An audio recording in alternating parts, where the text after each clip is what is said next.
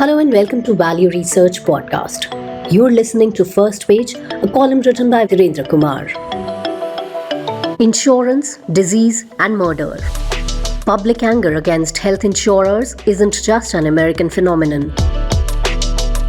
Brian Thompson, the CEO of UnitedHealth's insurance unit, was assassinated in a targeted attack on December 4, 2024, outside a New York hotel as he was heading to an investor conference. The assailant, described as skilled in firearm use, lay in wait and shot Thompson with a weapon equipped with a silencer.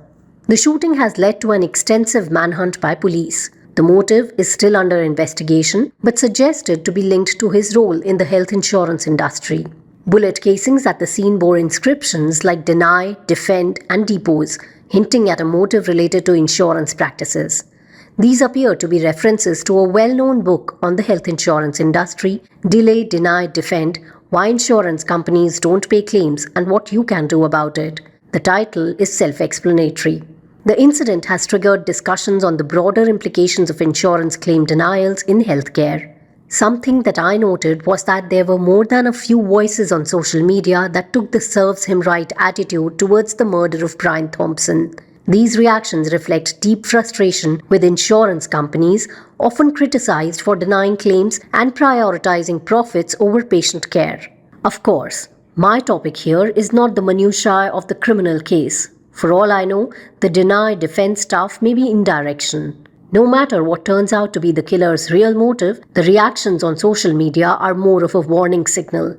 Therefore, the health insurance industry in India has taken a similar path, mirroring the contentious practices seen in the United States. Insurance companies also often engage in aggressive claim denials, leaving many patients financially strained or unable to access necessary treatments.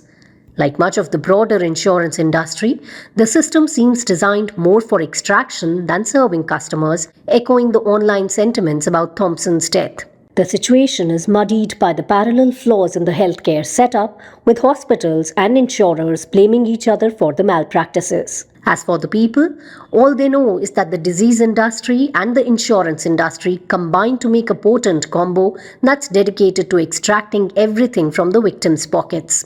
The public reaction to the murder should be paid attention to. The murder of a CEO with an extreme reaction highlights the deep frustrations and an urgent need for systemic change within the health insurance sector globally, including here in India. The harsh reality is that health insurance, which should provide peace of mind during medical emergencies, has instead become a source of anxiety for many Indians. The stories are distressingly common. Claims denied over technicalities, treatments labeled as not medically necessary despite doctor recommendations, and endless documentation demands designed to wear down policyholders. When families are already grappling with medical emergencies, they shouldn't have to wage a parallel battle with their insurance providers.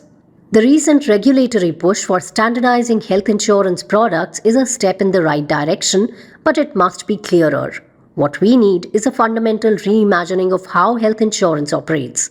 This could include mandatory transparency in claim rejection rates, standardized treatment protocols that can't be arbitrarily denied, and an independent appeals process that doesn't favor insurers by default, even though some insurers might argue that strict claim scrutiny is necessary to prevent fraud and keep premiums affordable. While fraud prevention is important, it shouldn't come at the cost of legitimate claims. US commentators have noted that of all the health insurers in the US, UnitedHealth had by far the highest claim denial ratio, 32%, which is about double the US national average. The anger we are seeing towards insurance companies, while never justifying violence, should serve as a wake-up call. The industry needs to recognize that its current path is unsustainable. Trust, once lost, is hard to regain. Insurance companies must shift from a culture of deny first, ask questions later, to one that prioritizes genuine customer service and fair claim settlement.